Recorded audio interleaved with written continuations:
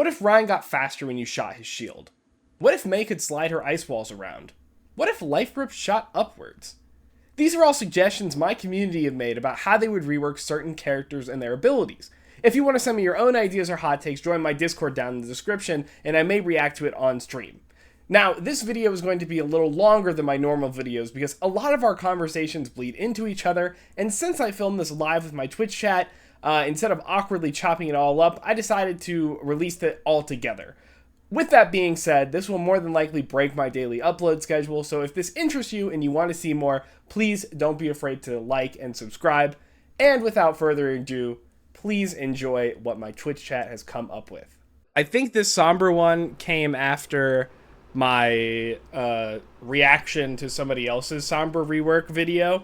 I'm pretty sure that's when these start. So this one is, I have a rework for Sombra's Invisibility, since it seems to be one of the biggest things people hate about her, as well as a few other general changes with her. That's interesting. I don't like Invis in the way that it is right now, so I honestly, like, I'm open to hearing any kind of new stuff with Invisibility. So, new reworked Invisibility now uses a charge meter like D.Va's defense matrix, with a maximum duration of 10 seconds. After 2 seconds of not using the ability, the meter will start recharging at a rate of 2 out of 10 per second. Okay. So it's back after 5 seconds total, right? So, or not total. So like 2 seconds go by, and if you use all the invisibility, it takes 5 more seconds. So 7 seconds. If shot by an enemy or dealing damage, stealth cannot be used for 2.5 seconds after the iteration, as is the case already. Okay, I see something. So new Sombra setting, allow her new invisibility activation to be toggled between holding the button to stay in stealth or press 1 to enter and 1 to exit. So yeah, right, like if this were on a meter, it would have to be what's it called, it would have to end up becoming an ability again. This would feel incredibly clunky on the passive, because she would just go into passive and like use all of her resource. Now you could, I guess the other way to do that then is like you have this like pressing 1 or like hitting a button. Maybe if you had like a way to toggle when you want the passive, okay, this sounds dumb, when you want the passive to activate. So rather like, I'm gonna hit 1, and now it's like don't go invis right now, right? Like do not activate the conditions for invisibility, and then like you can undo it, and then it'll just regularly do it. That would be a little clunky. I feel like it would just feel better on an ability if you wanted to go this route.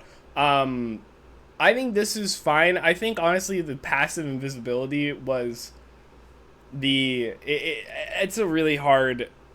It's really hard to get around the passive invisibility now because it's just going to have to get auto-activated. So by just pure virtue of it, it would feel really bad if it wasn't fully, like, if it wasn't, like, timerless, right? Like, if it could just go on forever. If it stopped after a couple, it would feel really bad as a passive. So I agree. I think it would have to be, like, some sort of button press. Like, you would have to manually activate it. EMP ability lockout duration decreased to regular EMP time. I also agree with that. I think EMP, one, I don't like the fact that you can get hacked at variable amounts of time being hacked. So like, you know, Sombra can hack you and it does like what, 1.75 regularly, but EMP it does like 3 seconds. To me, that's just like really clunky for trying to figure out how to play around things. There's a couple things like that in the game. There's like some weird inconsistencies that just kind of push me the wrong way. At the end of the day, not a very big deal. It's stuff that you can live with and learn, but I prefer when things are very much like they all work the same every way. If it's a hack in any form or fashion, it should work like any other hack, regardless of how it's applied.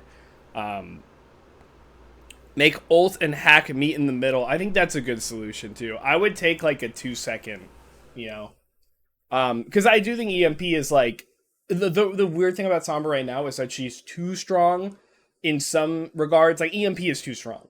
Like I legitimately like EMPs, but like the rest of her kit is just so weak overall that it's, you know, she's not worth playing in the mid fight at all. And her EMP isn't like, it is too strong IMO, but it's not like that overly strong. Like, oh my god, we need to have an EMP in our team. So that it's like overbearing. That's why she's not very good right now. So she's not being picked. Also, Tracer is really good, and she just like hunts her down for free. Hi, welcome in. Let's see, new passive. Okay, so yeah, they did take it off the passive. Hacked enemies take 10% more damage from all sources.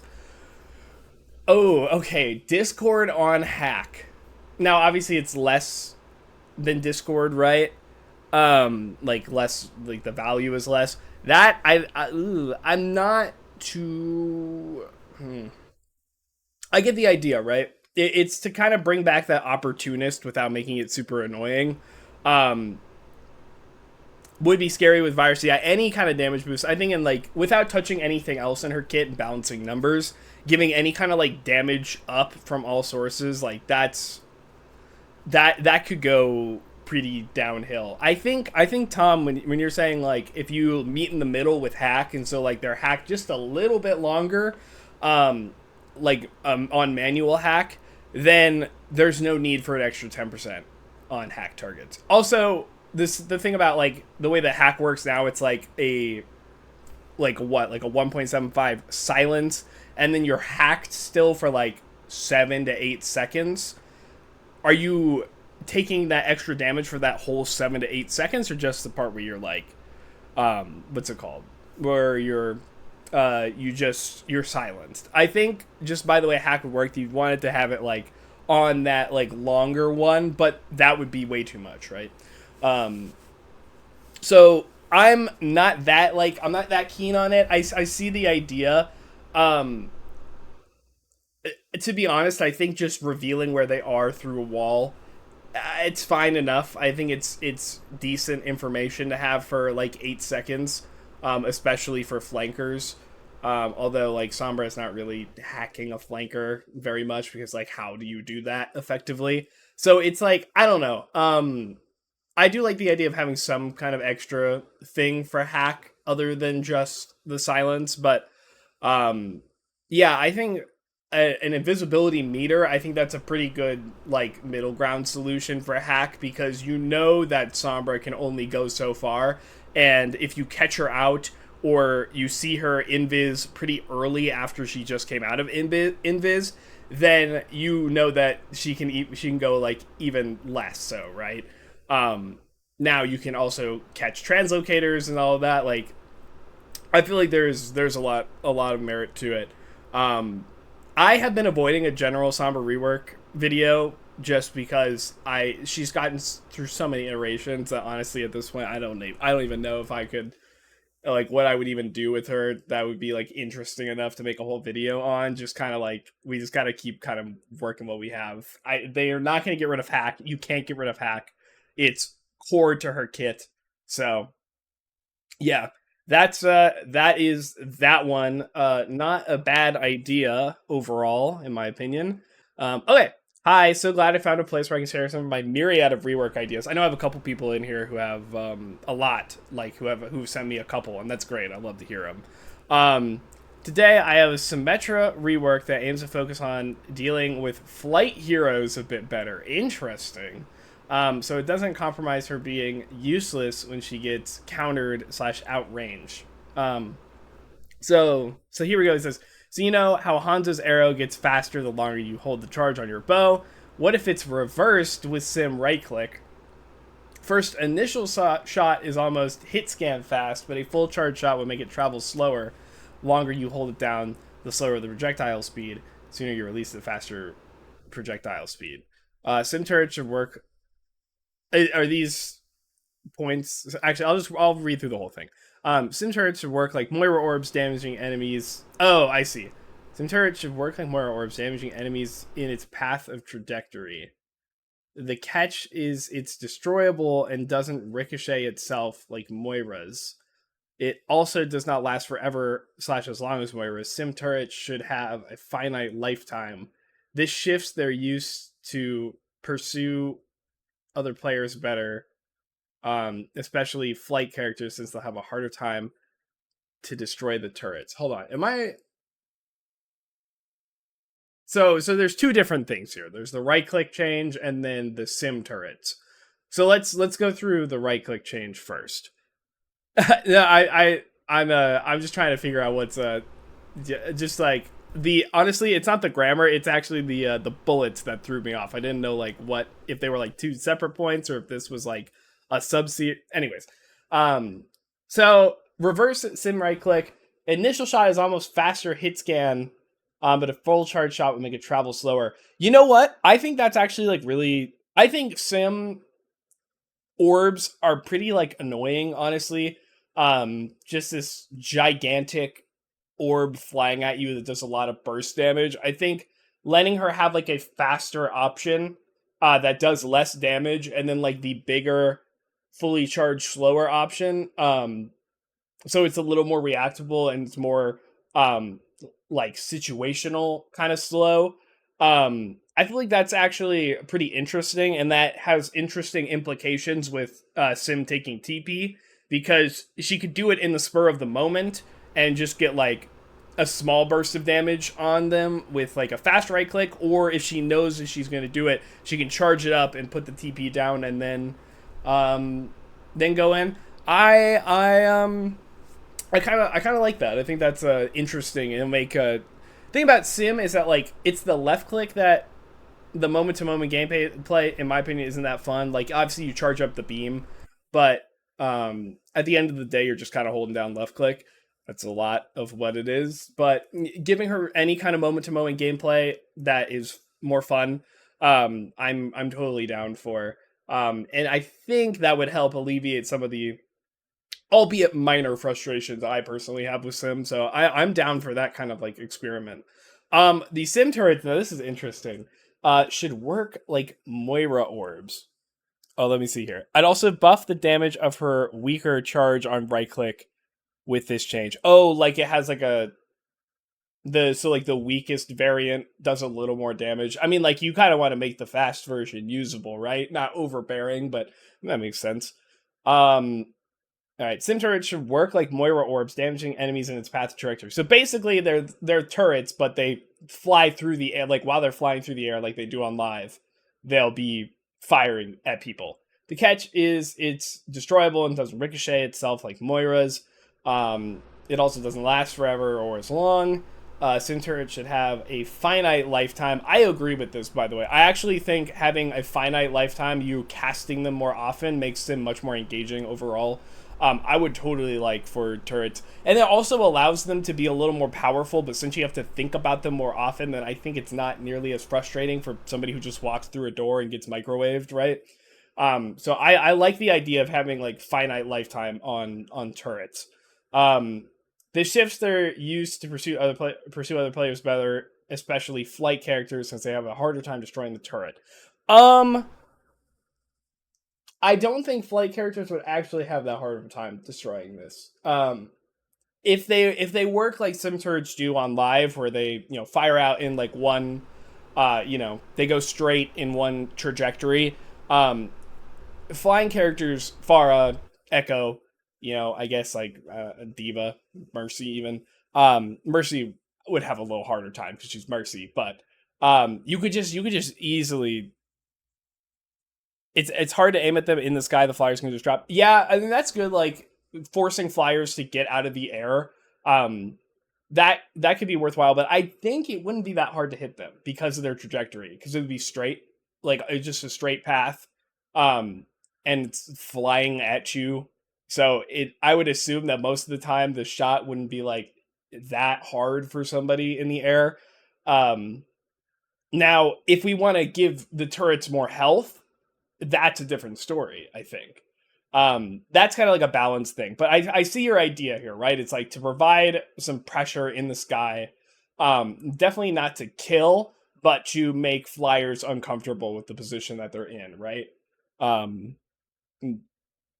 If you could swarm 3 at a time to overwhelm them. Yeah, at that point, though, they will know you're doing it. Because, if I'm working off the idea that sim turrets are as fast as they are on live, they would totally see that happening. And again, like, you've contested the space, and that's great. But what is stopping a good Pharah from just, like, knowing that you're going to do that and kind of holding her, like, jump jets until you dump all 3 of them at her, and then she just falls back and goes right back. You get a couple seconds out of her. But you know what I mean? I think that's interesting. I think the best way to do it is like higher health. Now that might be really annoying, like, don't get me wrong, but if that's your goal, maybe sim turrets could move faster like the Moira orbs do. You know how they slow down when they hit a target. They could work something like that. So that they're harder to deal with until they're actually a threat. I don't know, some food for thought, basically. But I do like the right click change. I think that's interesting. Is this enough to bring back slow turrets? I'm trying to think about that because maybe if you know, so the thing about slow turrets that was really annoying is that you don't know that they're there, and now you're just slowed for walking out of a corner. A turret that you can see coming and much more easily counteract without having to find out where it's shooting you from, maybe it's worth bringing back the slow. I think.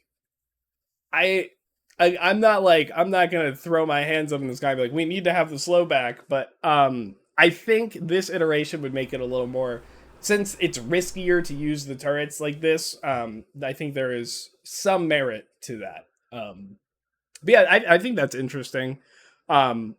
Just new use for sim turrets, even if this is like an addition to what sim turrets already do. Just yeah, having more uses of them, being able to use them in multiple ways, I think would be fun. Um,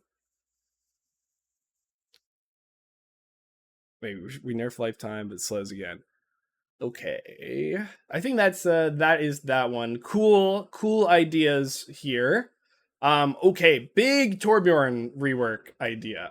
Torb's another one of the characters that I've got like a really close eye on, and he's like very close in my mind to, like, I'm about to do like another full rework video on just him.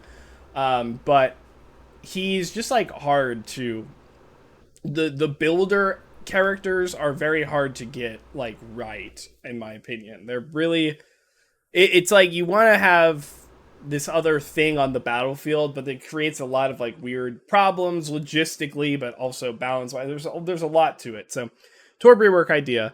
I've always liked the engineer aspect of Torb, but I feel like it's lost some of that identity. That's true. I mean, Torb is just like a really generic character nowadays. He's just a sit back and spam, and he's got his little anti-dive tool that gives him more health, and you know. Let's go back to Sim real quick. I'd love to see them do more with the hard light creation with their kit, like making stairs or some sort of creation aspect. Yeah, I think so too.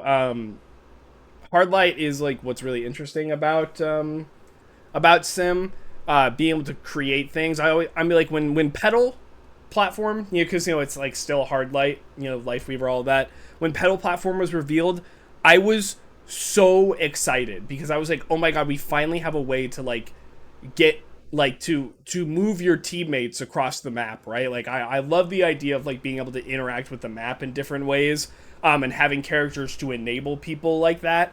Turns out Petal doesn't really work like you want it to in that sense. Lifeweaver just isn't really good enough to get a bunch of people up there and like brawl, you know what I mean? Like I had a different idea for it in my head, but yeah, Sim with like a staircase or ramp, or my rework suggestion had her like make holes in the map, which was a very, very like radical idea that wouldn't actually work. I was just kind of spitballing some stuff. But she could like go through walls and cut holes in floors so people fell through them and stuff like that. But I think like just giving her like ramps and stuff, stairs, anything like that would make her so much more like fun to play with. An elevator or an area like you stand and it pushes you up. Yeah, maybe. Oh, like a beam up? Oh, that'd be interesting. Um, yeah, no, I think I don't know if Blizzard is willing to do another Symmetra rework, but if they were, I would like for them to add, like, I want a crazy ability, right? I want something insane. Um, and I know they probably don't want to have too much on, like, a bounce pad. A bounce pad would be great. On some character, a bounce pad would be great. I would love a bounce pad. A bounce pad has so many options. It's Minecraft magma block elevator. That's funny. A bounce pad has so many options, right? Because it's just like you can use it for your team. You can like to get places. You can use it to escape yourself. You can throw it under teammates to help them. You can throw it under enemies to disrupt them. Like that to me feels like what pedal platform should be, but isn't, right?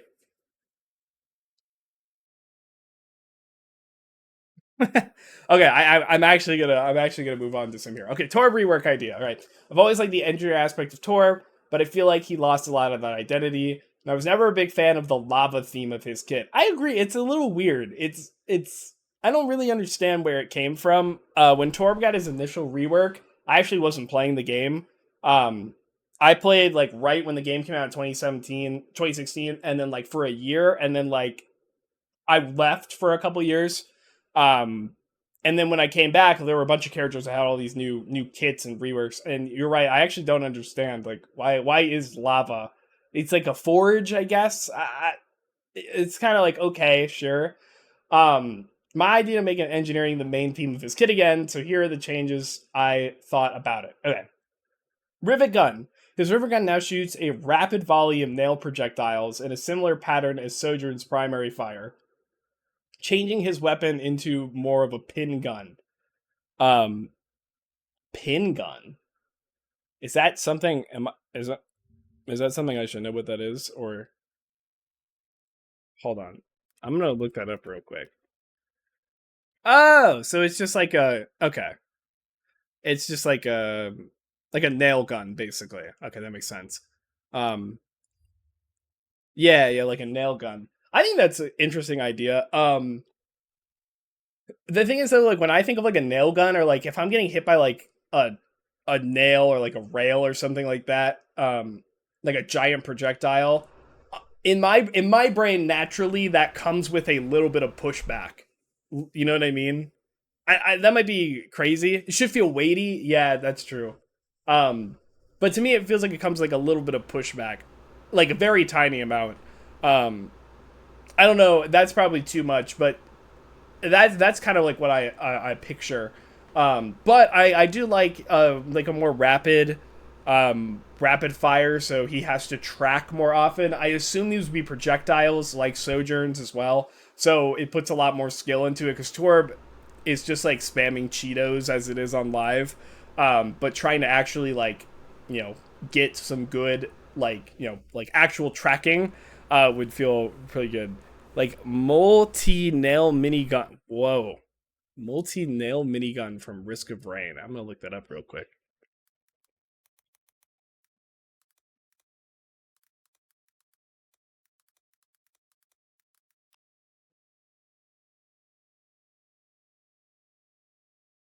Modified designations is your high durability in terms of both health and armor.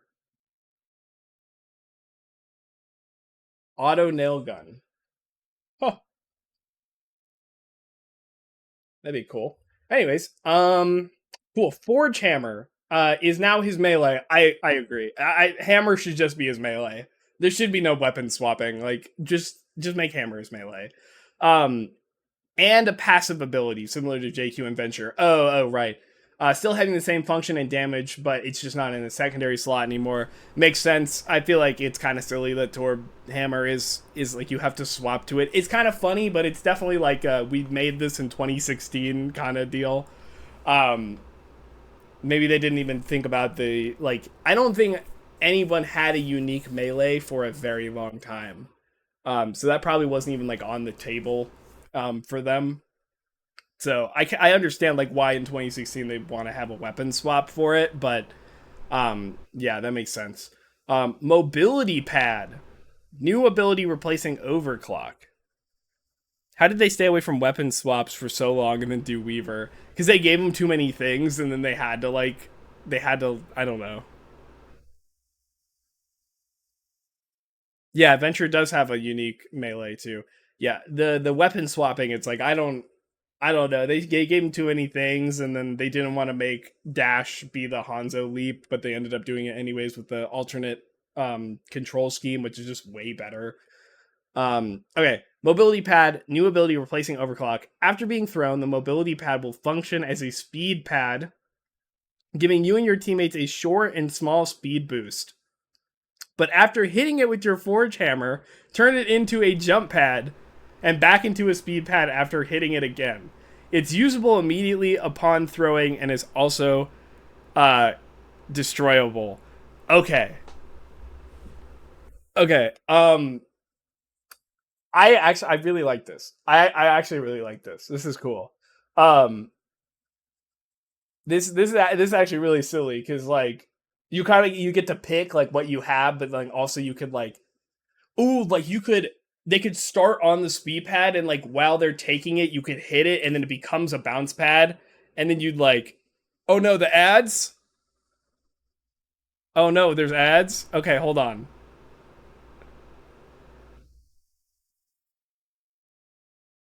All right, here's what I'm gonna do. I'm gonna run an ad right now. Okay, running an ad right now. Hopefully it stops them for a second. They're done. Okay. So I'm gonna wait out a little bit. We'll wait that for a second. You said OG control scheme truther. Is that you, Tom? Are you a control scheme truther for Lifeweaver? It's better. How? How is it better? Because I feel like the new way that they have it just makes it flow much more easily.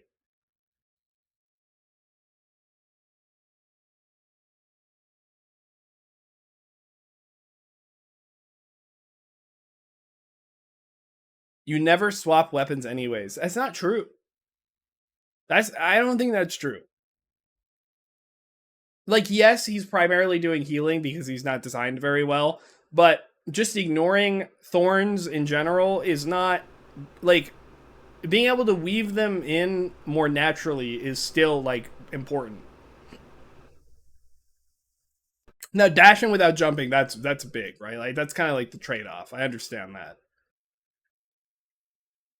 I remember not thinking the controls were as bad as people were saying. I remember thinking that when he came out, but when they had the alternative one, I was like, well, I'm gonna do this. It just feels better. Just feels more natural.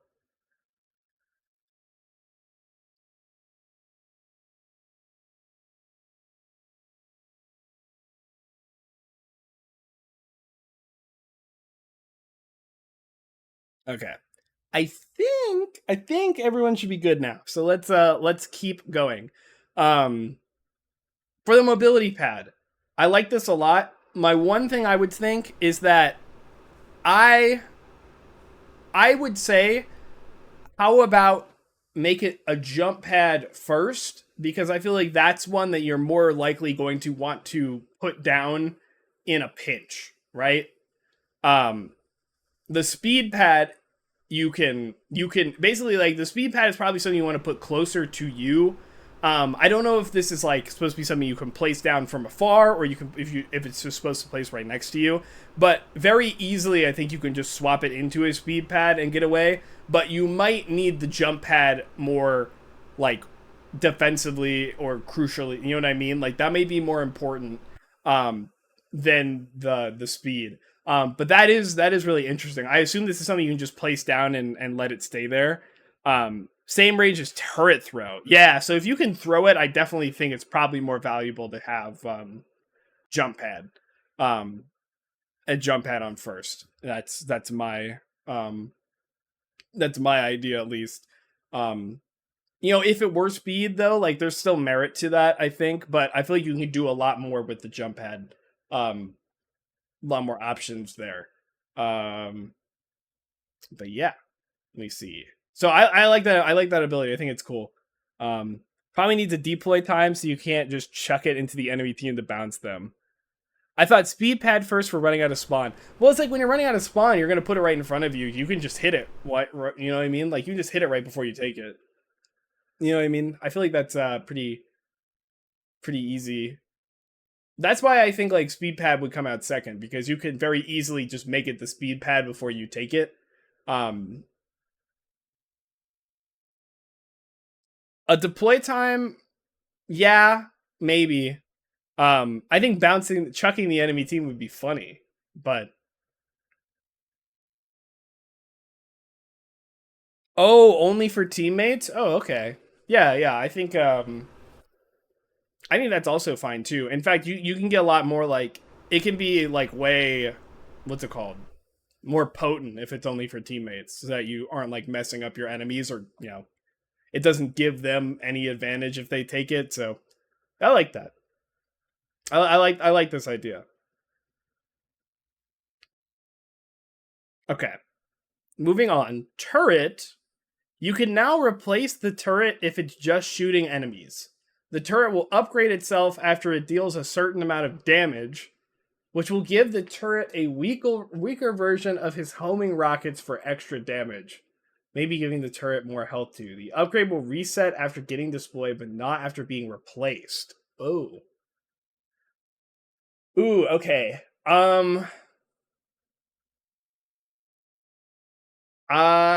that's dangerous. That is the reason why this is dangerous is because this is scaling. This feels like it will be impressive versus worse teams win more. Yeah, so this feels like when you scale like this, it's really hard for if somebody like wins first fight and now they have a turret that is more powerful because of that, and they can put it anywhere they want, and they like, you know what I mean? And they can't destroy, like, even if they're trying to destroy it, he can just break it and put it down himself, and it would still have that like scaled like new thing. That to me seems really oppressive, and that's a little backwards to where I think we want Torb to be. um I don't think we want Turret to be even more harder to deal with. um I just want wall placeable turret. They did it with Pylon. Wall placeable turret would make it more. It would make it much better, because you'd actually have to figure out where it's going to come from instead of like the three places it may be. It would be a lot. Like, there'd be a lot more places you could put it, but it'd be also annoying. But yeah, no, I don't like the idea of scaling for the whole match. If the turret needed to continue to do damage to keep the level 3, that's fine, I think. So then it's like it scales in the middle of fights, but then it still comes back down to earth, basically. And it's like the enemy now has a risk reward type of like, do I want to engage with the turret? Do I want to ignore it and then potentially level it up? Do I think I have enough time to get through its range, or should I just try and break it? Um, so yeah, I would say like maybe it should level based on the damage that Torb does. Can Torb do it skillfully? Yeah, I think like what if it leveled based on the damage that Torb did? And if Torb keeps doing damage, then his turret can also have more damage. Because then that really encourages Torb to have a crossfire, like a real crossfire, instead of just throwing it as a distraction. That encourages him to use himself and the turret damage, right? That could be a good like an interesting solution. But basically, like, it shouldn't scale between fights, but I do like the idea of it scaling within fights. I think that's a pretty novel idea. Okay. Industrial Pillar. New ultimate replacing Molten Core. Torb will enter a similar state as Symmetra or Lifeweaver upon activating their ultimates, showing you where you can place the industrial pillar. Ah, okay. Upon placing, it'll have a short build-up time. The pillar has saws on its sides, and it'll chain all nearby enemies. Which will be slowly pulling them towards the pillar without hindering their movement. The chains can be escaped if you move out of the pillar's reach. If the enemies touch the pillar, they'll start quickly losing health by the saws. Pillar lasts a while and is destroyable with a lot of health. Enemies will keep getting chained and pulled as long as they're in the pillar's reach. Okay, so you've created like a death tower. Okay. Short build-up time. The pillar has saws on its side, and it'll chain all near enemies, which will be slowly pulling them towards the pillar. This is just a zoning ult, right? Like, that's all this is, right? It's like Molten Core, but in a much more like condensed place. Because it's gonna be hard to actually cage anybody. Oh my god, this would be brutal with Malga Cage. Oh my god, that'd be awful. Yeah, it'd be hard to like actually really catch anybody with the movement. Now, obviously, the actual utility is that the pillar is there for like extra damage just in case. But the actual utility is that you've caught people and you've made their movement, you've hindered them, in a sense. And that is where the value comes. But also, if it takes time to build up, which I know you're trying to avoid it being like super duper annoying, then to me this is just like placing something on the map and then like, all right, the enemy can't go there anymore, right? Yes, the pillar it is destructible. So you've been very cautious about not making like a very annoying ability. And that's good. I feel like that's a good starting place. But I don't see the depth here. You know what I mean? I don't see much like real depth to this ability. I also don't think Molten Core has that much either, but at least it has like throwing it around in different places and trying to catch different angles and everything like that. There's a little more of like a mini game to it when you play. This to me feels a little like kind of a step backwards. I know you're trying to go for like the builder stuff here, but yeah, I'm not too terribly excited about of this kind of ult.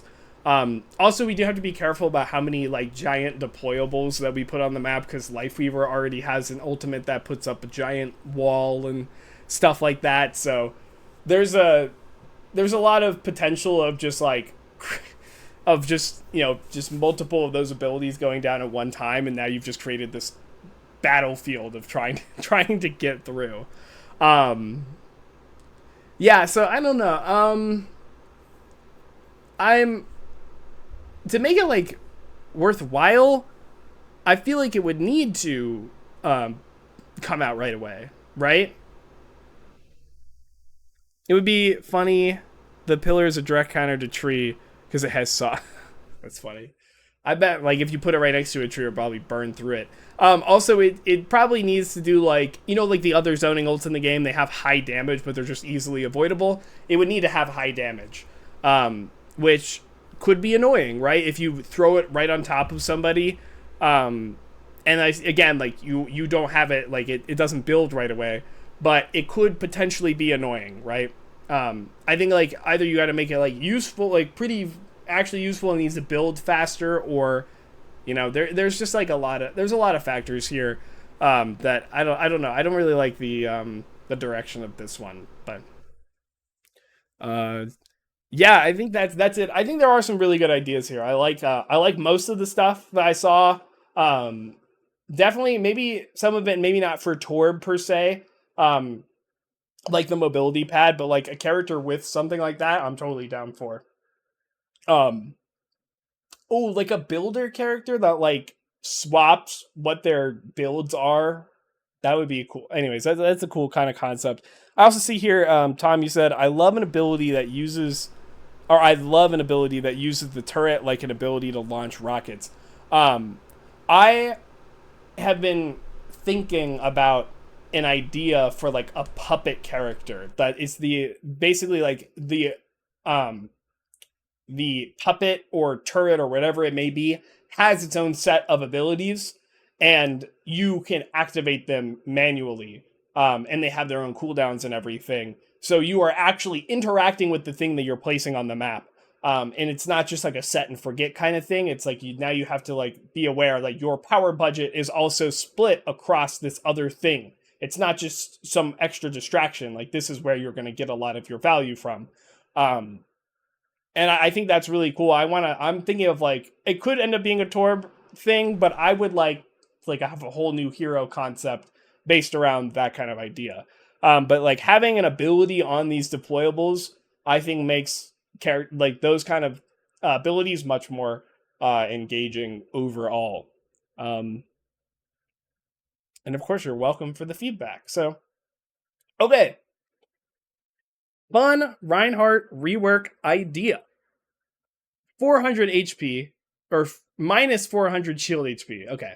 So he has 1k instead, but give him plus 1.5 speed, max 15%, and 15 temporary armor, max 150 per 100 shield health lost. Oh, okay. Both stay and start disappearing after 7 seconds, having disappeared fully by 10. Resetting after 7 seconds. Wow. Resetting the timer when his shield gets shot again. This would make him have more potential for going in without dying, while at the same time making him less of a shield bot, and making losing shield HP not feel as bad. And the temporary shield compensating for the minus 400 shield HP, it also encourages not spamming damage on shield brainlessly, which makes him feel tankier, and makes it more of an interactive game of whether it's worth to shoot at the shield / Rein or not, kind of similar to Zarya Bubble. This brings in a lot of interesting dynamics to both sides playing against shield, and I really like this idea on paper. Maybe the things that he gets, I think temporary armor is probably too much. Maybe just regular over health. Giving him more speed afterwards, I think that also may be a little too much. Maybe not like, max. I see it's max 15%, but just in general, like Reinhardt with that kind of speed, like he'd be able to walk down a bunch of, like it'd be really hard to deal with, especially if he had more health when he gets there. But I do really like this because now Rein can try to like parry damage and do stuff like that. He can try and bait people into shooting his shield. There's a lot to it, right? I see a couple concerned about, Rein has a lot of control over when he shields, so there may be some times where he can always set up his win condition like this. And it'd be really hard to actually shoot him without breaking the shield, but then once you broke the shield, now he has all of this extra stuff. So I definitely see like a little bit of concern there. But in general, I think this is a really cool idea. I think having like just more interactions, dynamics with him, giving him a little more room to close the distance, a little more tankiness so he doesn't get blown up. I'm totally here for it. I think that's a really, really cool idea. Shield net starts regenerating after 0.5 seconds instead of 2, making it optimal to fluctuate between shielding and meleeing, which is way more engaging than just doing one for an extended time, which is often optimal since it can be very costly to tap shield here and there, so you don't get any shield regen. Also compensating for the minus 400 shield HP loss. Maybe a little much. I think that number could be adjusted. But yeah, like, you do also have to think, like, Reinhardt's not going to be able to help his team as much, so maybe the shield starts regenerating after a second. I don't know about 0.5. 0.5 seems a little ridiculous to me, but that's fine. I think that's not too bad. +1 charge, so he has 2 just like his fire strikes, but with a 3-second longer cooldown to compensate. Makes it easier to go in and out of fights, and by countercharging, you're not as stranded before, having more potential. I like the idea of Rein having charges. Since you've given him speed other ways, I think it's perfectly fine if the cooldown goes down a little bit. Yeah, I mean, like, I think that's, I think these are actually really, really interesting. Some really cool ideas here. I want to see what you said about it. This is make him way more engaging. Yeah, make him feel more like a tank. It would make it easier to outplay his counters. That's true, right? I think this would make Rein pretty good, but I don't think it would make him a must pick because of his lack of range damage and verticality. That's true, right? He'd be like pretty map dependent. He would only be very good on some maps, which is okay because everyone likes Rein meta anyways. I feel like the speed would fit his Crusader Brawler playstyle because you run over people absolutely decimating them, except they'd probably still decimate you even with these buffs. I think it might make him way too good in lower ranks still, which I don't know how to fix, right? That's the big problem. I think you're right. That's the big problem, right? I think giving Rein a way to play on his own is very good. It's very good because right now Rein is only viable when everybody on your team is on the exact same page and playing very well, right? Nobody wants to play Reinhardt because it's really hard. Only like Space Station Gaming play Reinhardt because that's what they do. They have a Rein one trick and they're very much all on the same page. And they've been playing together this stuff for years. And they're hard forcing it in metas where it isn't seen as very good, right? In your ranked game in Silver, a Reinhardt is not doing anything for his team, right? He has, you're just trying to get your own value. And that's just ranked in general, ranked honestly all the way up through everything. And Rein just really can't do that effectively right now. And you're just going to get shredded and you're not helping your team and you also just can't do anything for yourself. So making Rein a little more self-sufficient is, I think, a pretty good idea. And I think that's kind of the way that we'd like to go in that direction. Oh, I see a follow-up message here. I'd love to hear some of your thoughts and criticism, potential changes if this makes him too bad. Could be minus 200 shield HP instead. Right, like the numbers don't matter that much, because it's all theory. We don't really know how this would work. Either buffing max speed or max armor to 12 times, wherever you get 100 shield, or keeping it 10. I think you got to be careful with the armor. I definitely think overhealth is probably the healthier way to go. 20 to 30 temp armor gain potential, 100 shield lost, updating the max temp armor from the ability to 10 times that amount, of course, right? Plus 5 damage on fire strikes, making them 2-shot squishies. Oh, come on. They do 120 now, don't they? So, and 1 shot through BAP's barrier again.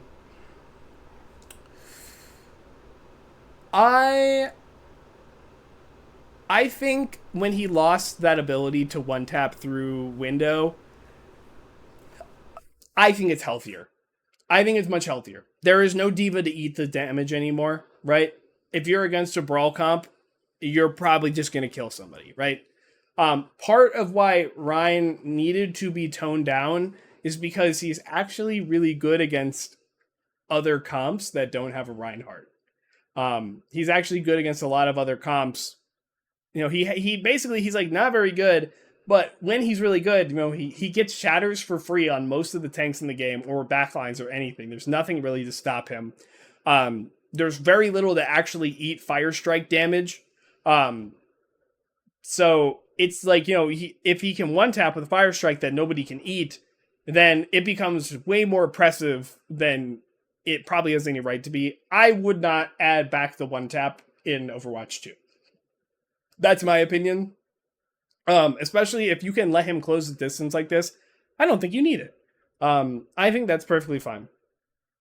Decreasing cooldown and charge, if that becomes a problem somehow, also I'd love if they finally fix charge so one side of him doesn't suck people in while the other doesn't, to make it consistent. That's true. I think it's the way that he leans, like the box or the hitbox just like grabs people at different ranges, and it's really weird. Also, I'd love if they also decrease time stun by countercharging, because it might happen a lot if he has to, especially in Rein v. Rein. matchups. I think that's fine. I think counterpinning, maybe it's really big, like maybe it's too long across the board for everybody, but that is the risk you're running, right? If you're doing a charge into certain characters that can counterpin you, you have to be able to, like, you have to be mindful of when they have those abilities or not. So I think that's fine. Maybe decreasing it just by a little, just a bit, like a hair, for everybody across the board would make it not feel as bad to be like, oh, I got counterpinned and I am dead, right? All right. And then it looks like I've got a couple of like smaller ones here. So, all right. So I've had this idea for a while and even made a custom game with it implemented, but a rework to the idea and practice of one shots as a whole. Basically, the idea is to first remove their one shot. So any character with one shots, remove their one shot without nerfing their damage too much, right? Kind of like the Hanzo treatment, I think. Next is to either add an ability or repurpose one of their abilities to one shot. Finally, figuring out a cooldown. I was thinking 30 to a minute long cooldown, but no matter what hero, it's a projectile one shot on any squishy hero. So it's more of a skill shot, and people might change their opinion on the concept of one shot since they know that they messed up. Just makes fights more random and swingy.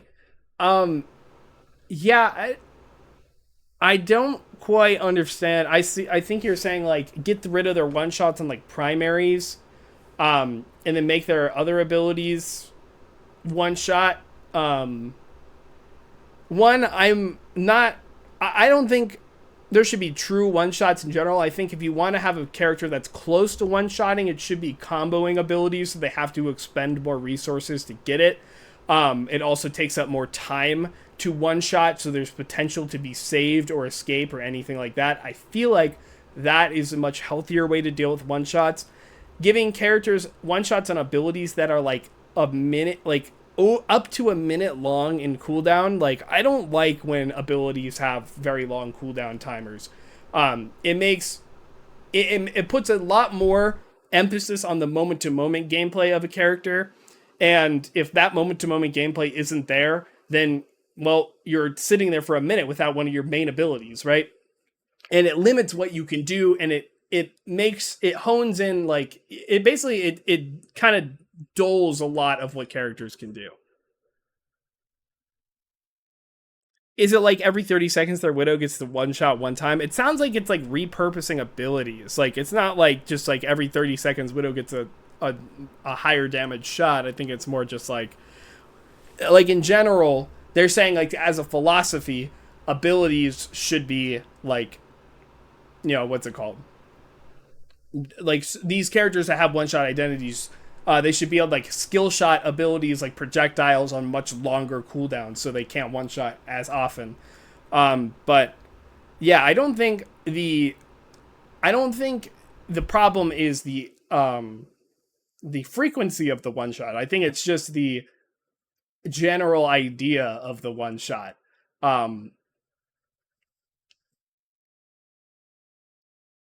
Yeah, I don't know. I think there's other ways to do this. Like, so there's certain characters, like Hanzo still has like a one shot if you hit an arrow and then go right into a storm arrow and hit them. It's very hard, it's not very good, but it's still like possible, right? In theory. Ashe used to have, I don't know if how the damage numbers work anymore, but Ashe used to have, you would headshot, barely didn't kill, but you unscope and you hit the follow-up shot, and then it was basically a one-shot. I think that was still too strong, but I think if you want to do something like this, you want to get closer to that kind of one-shot. I still go one-shot even with the changes. Rail feels like a one-shot. True, right? Yeah, I don't know. Just I feel like that's like a weird I don't know, just like having like repurpose one shot. Yeah, Widow still exists. Hanzo is basically enough. Like, yeah, not it's just like it's hard. There's not a lot of detail here to like work with. But yeah, I feel like there's true one-shots IMO shouldn't like really exist outside of very special circumstances, and characters that do have one-shots should be much more conditional. I think just having very long abilities, yes, that does satisfy that condition, but I feel like it makes everything a lot less interactive for everybody. Um, so yeah, yeah. Okay, some more changes that I think can really fill in the gaps of what they lack in their kit compared to others. Um, what is this in reaction in relation to something?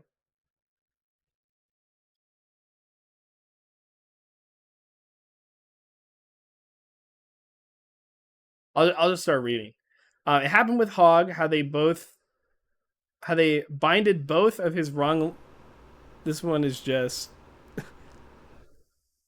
pitching more ideas. Okay, how they binded both of his long range and short range into his primary. I love this change because I think Reaper would greatly benefit from a long range. Um, helps with securing kills. It makes kills more dependable and lining up high. What the flet? I'm sorry, I'm not familiar with this word.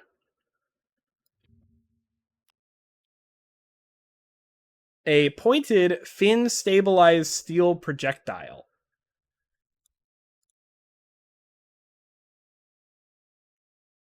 Flechette? Is that how you say it? Like flechette? That's what I'm gonna assume. Um, is that like a machete made of flesh?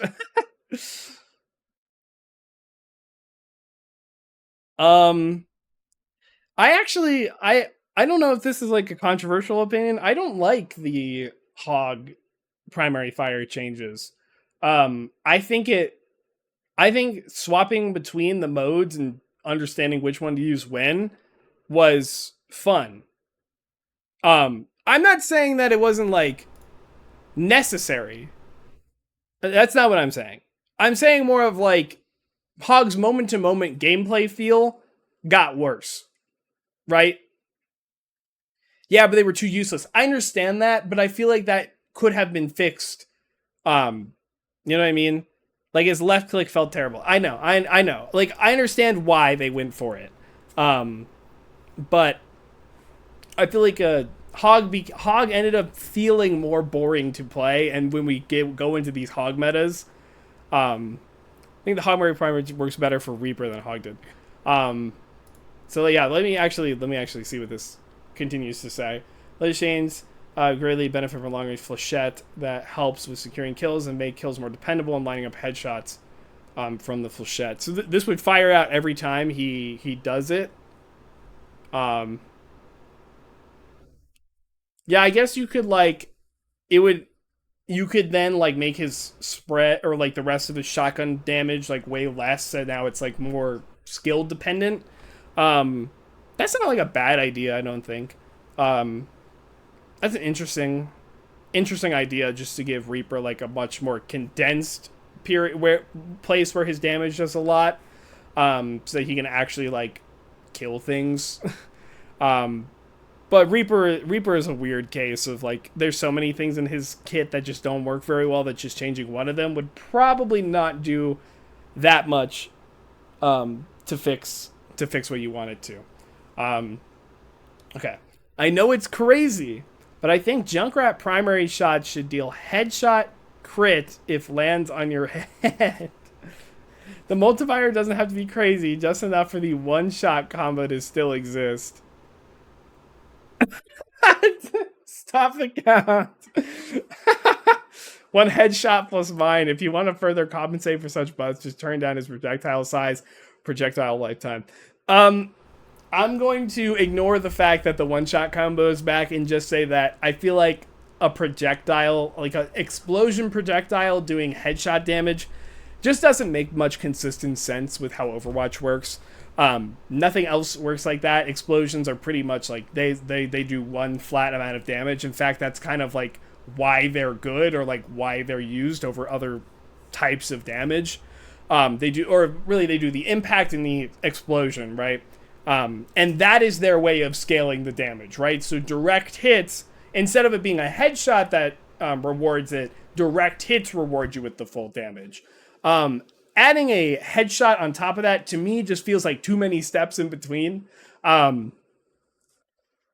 So I personally don't like the idea of explosion type abilities having a headshot. I feel like it just doesn't really make a lot of logical sense with how Overwatch works. Now, on the topic of the Junkrat, what's it called? Junkrat one-shot combo coming back? No. No, I don't think so. Not my cup of tea. We'll say that.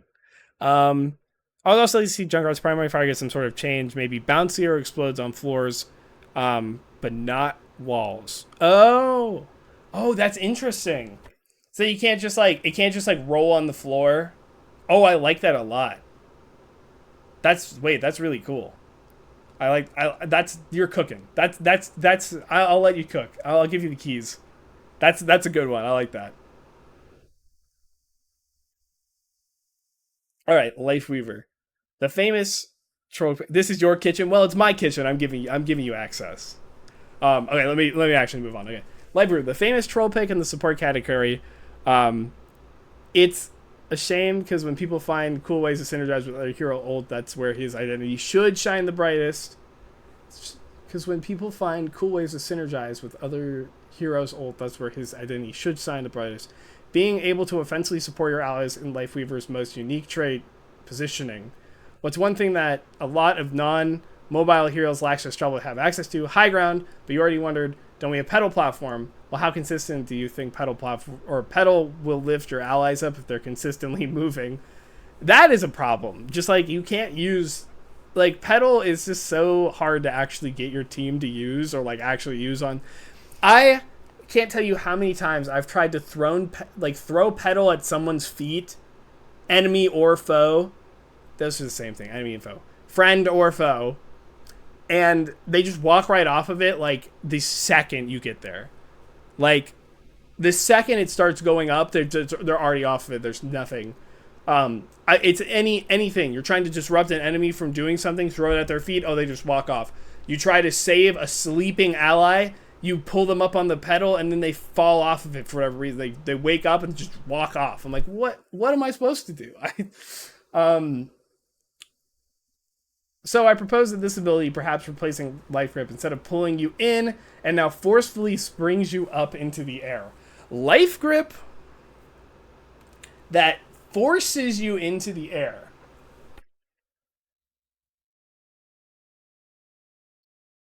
Let me see what you say afterwards. Forcing someone up in the sky is better than hoping they land on your pedal and staying on it. Also addresses the frustration of the ability, like denying any punishing from the enemy because your allies had a terrible position error.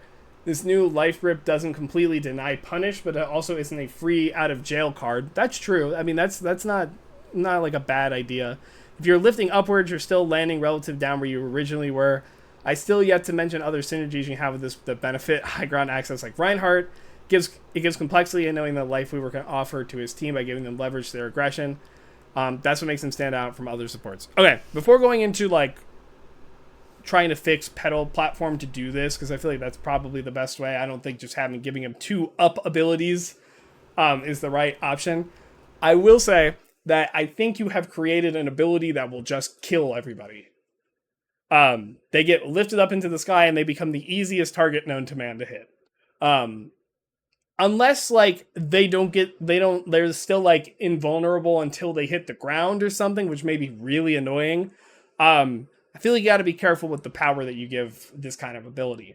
The actual thing here though is just like, I feel like trying to rework and change pedal platform to do this in any way, right, is probably a lot better.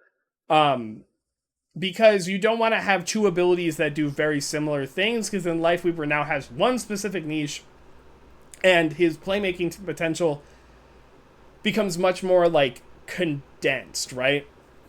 His character becomes more one note because of giving him 2 abilities that work really similar to each other.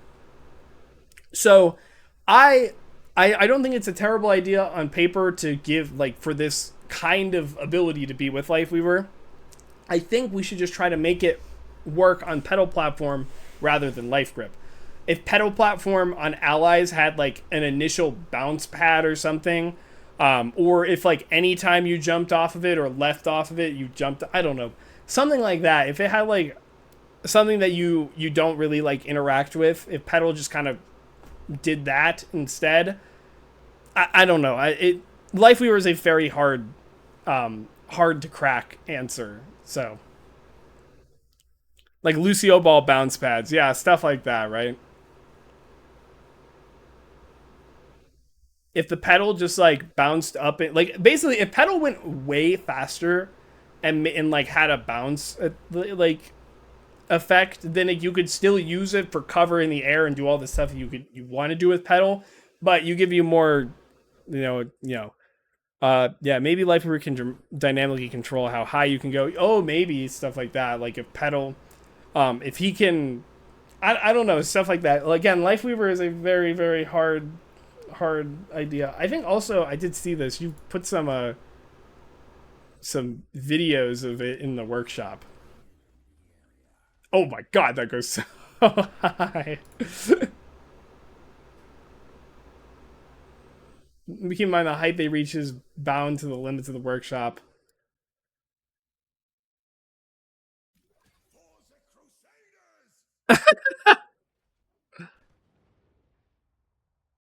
Now I would never think that it would go that high. You would not, I like unironically, like if there's no invulnerability in the air like this, you know, that is a dead Reaper. That Reaper is the deadest guy I've ever seen in my life, you know? Unless they have like Mei Sim. It is very high.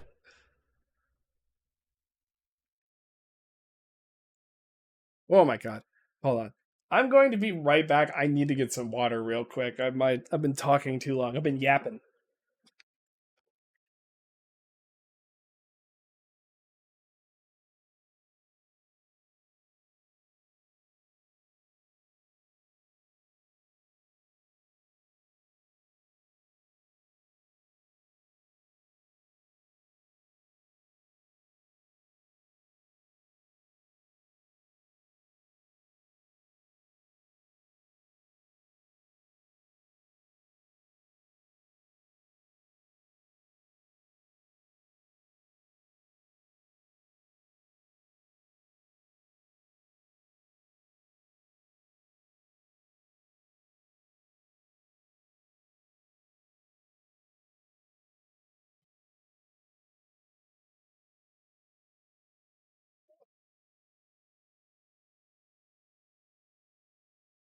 Okay.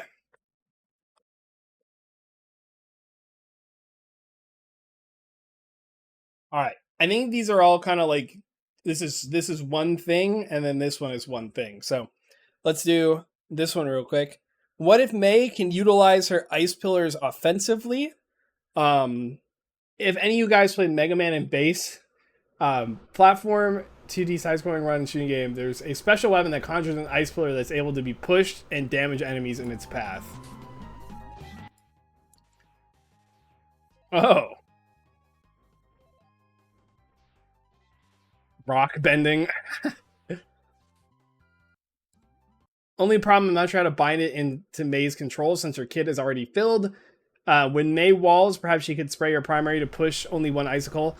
Yeah, if you hit it with a right click, I think that's probably the best way. Because you don't want to do primary because it pierces, and if you wall somebody up and you primary them, it'll just push the walls away. Mei Wall has the bonus of being able to push one pillar at a time. Mei Wall is reworked now, only spawns one pillar, but you have two charges. Oh, okay. When the pillar spawns, it deals damage near impact and explodes for 50 to 70 damage on expiration. Mei spawns a unique pillar, like in the previous April Fool's update by jumping twice. It's the only pillar that is able to be pushed and lets her keep her normal wall. Oh, so these are like ideas, right? I kind of like the idea of like she keeps her normal wall and then gets like another thing like that, because I think you can't. I don't think you touch Ice Wall. I think Ice Wall's like that is like super key to Mei, right? I I think if you add it on top of Ice Wall, like each pillar can be moved separately, I think that's too much. And too much power in Ice Wall. I'm pretty sure you. I don't know if you saw my Mei rework video, but I wanted to put like more of the power into her other parts of her kit because I think Ice Wall is perfectly fine. Um, so maybe when Mei ice blocks, she leaves behind a pillar where she came out of. So then it has like another use afterwards, something like that. Um, but yeah, I think that could be fun. Maybe not even on Mei. Like I could see this being on like a different character in some form or fashion, something like this. I think this could be potentially an amazing space making tool that offers a bit more complexity. However, I'm aware of its troll potential, where it's actually actual practicality in game. But I do think it could also offer more utilities for the hero. Perhaps this could assist in moving into open space better without getting sniped by a window.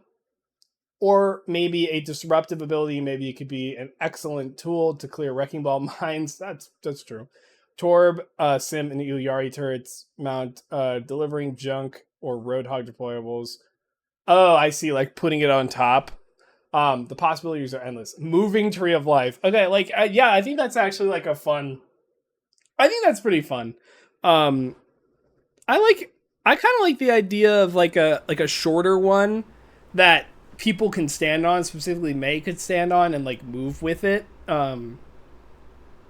For like a little bit of mobility, but like also she could put things on it. That could be kind of cool.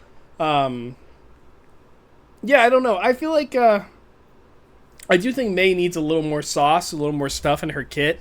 But I don't really like putting it on Ice Wall. I think Ice Wall is perfectly fine. I think she needs some more help other places. But I think a lot of these are really funny. I think these are cool. All right, Lifeweaver. This is gonna be the big last one. Last one. Oh, this has gone way longer than I was expecting it to be honest with you guys. Okay, Lifeweaver. Lifeweaver has been a let me redo that. Lifeweaver has been a unique character and has undergone many changes despite being regular or relatively new. The aim of this is to make him fit very well into a poke composition and secure his position as a support with a mixture of healing and utility. Pedal Glide, new passive. While above the ground, you may hold space to fall slowly, and if you've been gliding for long enough, less than the time to glide from pedal platform to ground, when you hit the ground, you leave a flower package that cleanses the first ally to walk over it.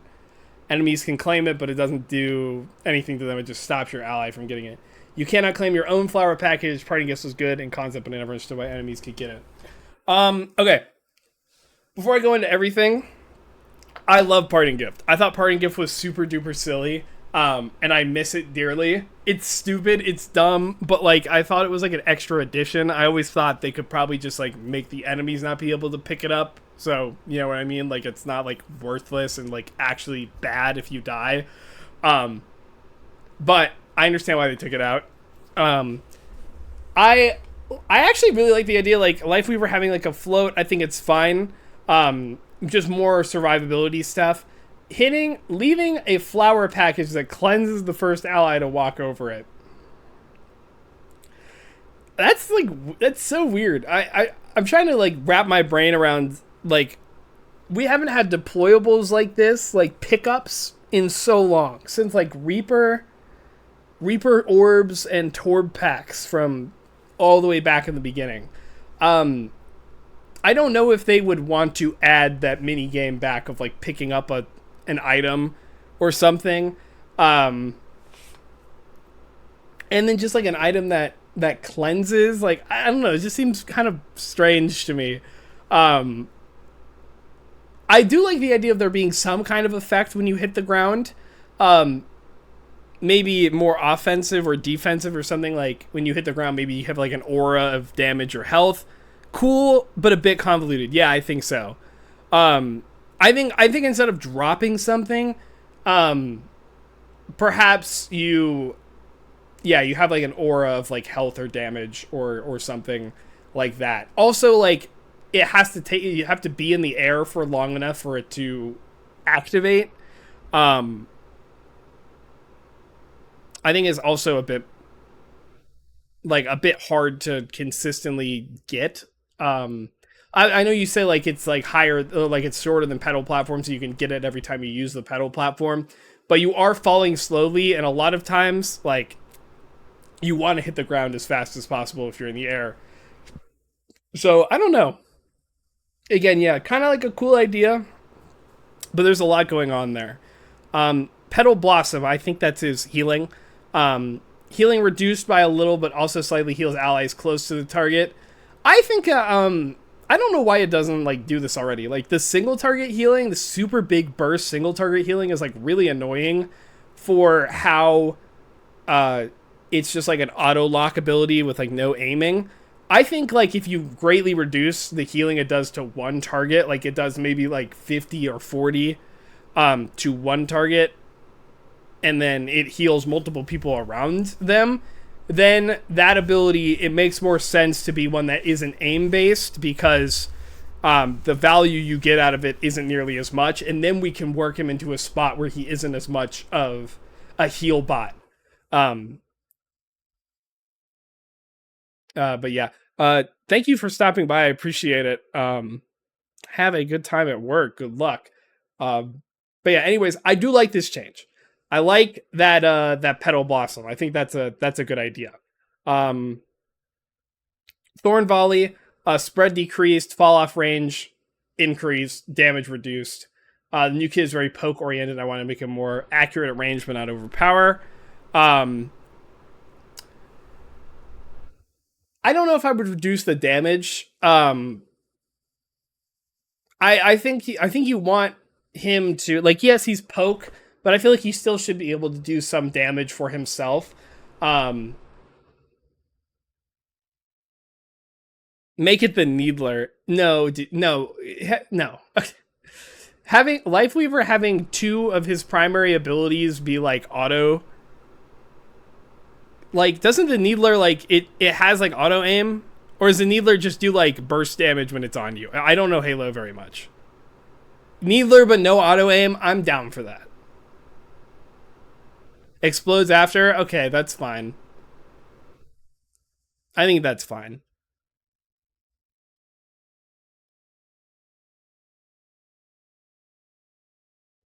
Alright. Pedal platform.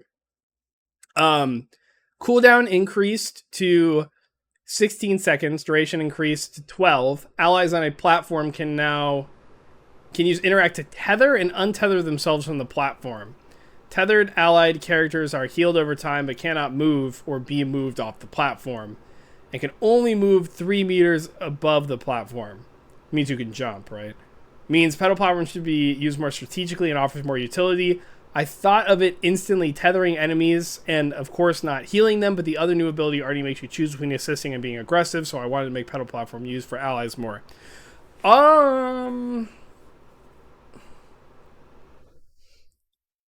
Tethered. I don't know if I like this idea of like tether. Um that's such a weird concept. Like choosing yourself, like by yourself choosing when you're going to be able to move or not. Like, god, I don't know. That seems a little off to me. I feel like it might be a little clunky, but be a little weird. I think just like stopping your movement. You want to always be moving in Overwatch, even if you are on the pedal. I feel like if you want the pedal, like the pedal should just give you a little bit of a buff while being on it.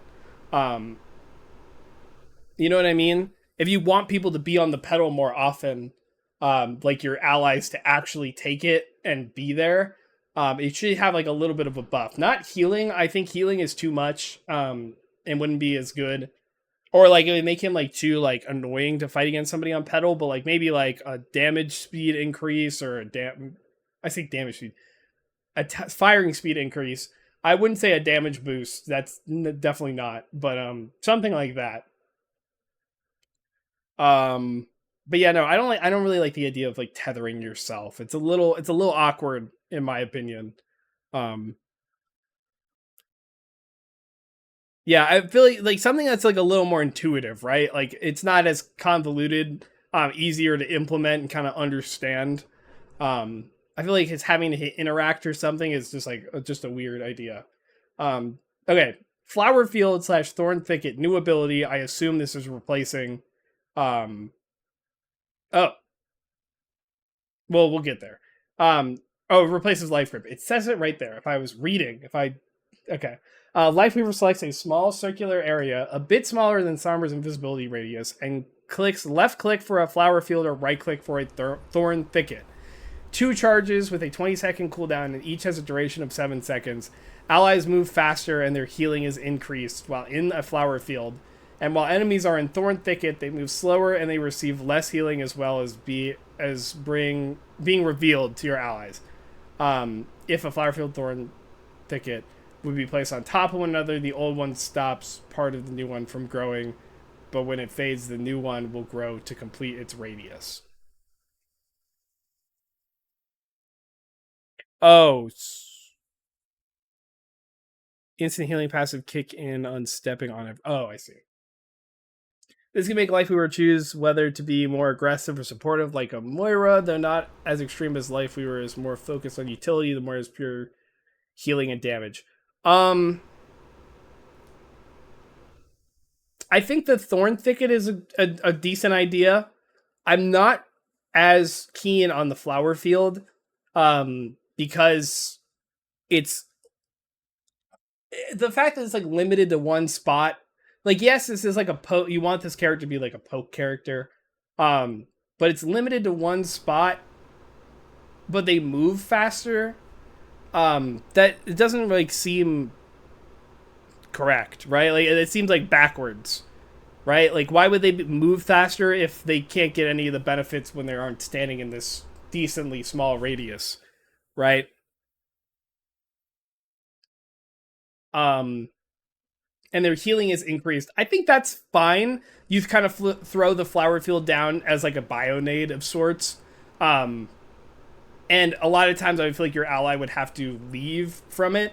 To me, like a flower field sounds like something that is a savior thing rather than you could chain flowers as there are multiple charges. Yo, the theming is great, yeah. Um, to me, the flower field does not sound like an ability that is a spam ability. This sounds like an ability that saves your teammates by the stuff it does. Maybe this is where you get an attack speed up if you're in like a flower field or something like that. And then I see like you want them to like you could chain together as there are multiple charges, so you could create bigger areas. That's a cool idea.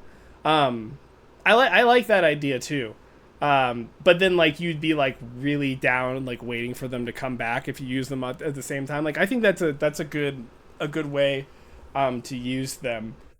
You say you select a small circular area. I think just selecting on the map where you want them to be might be a little annoying to fight against. Maybe if it was thrown, it would be a little better, so it could be like eaten. But I don't know. That's like a kind of a balance thing, more so. I think this is interesting. I think this is really interesting. I would take a look at like what the what's it called, the flower field actually does, and if that's like worth it to have in those kind of compositions that you want Lifeweaver to be in. Maybe just checking like what he gets from them, but that's like an interesting kind of idea. Especially like the thorn thicket. I feel like a defensive area or like an offensive area or something that disrupts the enemy. That makes a little more sense to me. But all right, Tree of Life altered stays mostly the same, but a flower package drops from the tree after each pulse. Or only useful in certain scenarios. It cleanses, but also allows Life to cleanse himself. We would cleanse flower package, and the visualization of it falling from the tree is a very specific image. I don't know how I feel about tree basically just cleansing somebody every pulse. That seems a little much. I know you're just trying to. I think it's funny that like the flowers are falling from the tree again. Like the theming is great. But I feel like that's a little too much. I feel like I don't think you really need that. just I don't know, because how many times does it pulse? It pulses like 12 times before it goes away. You're dropping like 12 things on the ground to be picked up. Kind of weird. Kind of a lot, honestly. Um, okay, rejuvenating dash ability removed. I don't think he needs it. He's never seemed right for me. And also, if he has pedal platform, he can now use that to escape. And even if the enemy is right next to him, they get tethered. That tree of life was mostly because it was the only thing I didn't change. Yeah, just give it to, I see. Just like you have some new thing, you might as well throw it in there, see if it sticks. I get it. Um, Rejuvenating Dash to me honestly feels like one of the parts of Lifeweaver's kit that is like the most fun decision making, because you kind of have to figure out like, do I want to waste my dash, which is one of my main survivability cooldowns, to get a better sightline on my ally and potentially save them? Do I want to combo it with my pedal and try and get this like big like reaching life grip, or something like that? I actually do really like dash on Lifeweaver. I think it's one of the more fun ones. Oh, okay, I see. But I mean, like, yeah, you want to. That's. I feel like you've also given him like you could technically use like the flower field on yourself too, since you move faster. So like, it's not the worst thing in the world. And he glides, so he has other movement options. Um, Concerning life grip, the grip is very technical ability and can be used very strategically as well as it is great at saving allies, but it can, intentionally or not, hinder allies. I wanted to give him an ability that could still assist allies in danger, though to a different extent. Yeah, I mean, like life grip is one of those very contentious abilities, right? It's very controversial and unfun in some varieties. So that totally makes sense. Overall, interesting ideas. Um, I don't think everything comes together as spam oriented, as poke oriented, um as necessarily as you think it may. I would take a look specifically at like what special effects do these abilities do. I feel like that's kind of like the main thing of what would make him useful or like fun to use, or like actually encourage people to be in these places that you use, because right now nobody uses pedal because there's no like reason to use pedal, right? Or like stay on the pedal rather. If you give them a reason to, then that's different, right? If you give them a reason to stay in these fields, in the flower field or on the pedal, it just needs to be the right condition, I think. But yeah, those are some interesting changes. I definitely like the Petal Blossom. I think like the Petal Blossom change feels much healthier for the game, in my opinion. Um, but yeah, that is it for the reworks. Oh my god, we went through a lot of them. I need to drink more. And that is going to do it for this very long video. Thank you guys for sticking out at the end here. One more time, if you guys want to send me any of your own rework ideas or hot takes or anything like that, please join the Discord. It is down in the description below. And if you wouldn't mind doing any of that good YouTube stuff, like, comment, subscribe, it does really help me out. If you made it this far, I really hope you liked the video, so please show any support that you want. If you want to catch me live, that's going to be twitch.tv/LaneHemingway, which is where I film most of these discussions. You can talk to me live and get my feedback. It's the best way to talk to me directly, other than maybe my Discord. But other than that, again, thank you guys so much for sticking through this whole thing. Thank you so much for watching. Have a good day.